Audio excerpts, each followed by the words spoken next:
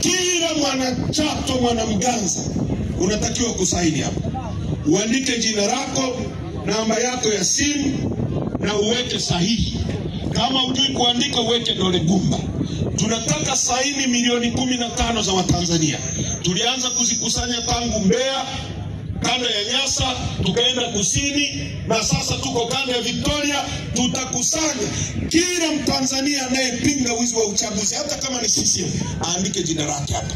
Tukipata saini milioni 15, tunazipeleka kwa katibu mkuu wa Umoja wa Mataifa kumwambia Watanzania milioni 15 hawataki wizi wa uchaguzi. Tunaelewana vizuri? Ili tuweke pressure kwamba lazima tubadilishe uchaguzi. Kwani Samia unaogopa nini? Si unasema unakubalika? Si unasema unapendwa? Si wanakuita mama? Unaogopa nini? Kama unasema umelima barabara, si umefanya, unaogopa nini? Twende kwenye uchaguzi huru na mwachie Lissu.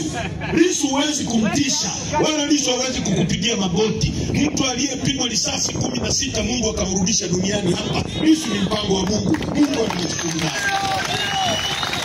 Hata kupigia magoti. Wala sisi hatutakupigia magoti. Tunataka mabadiliko ya uchaguzi ili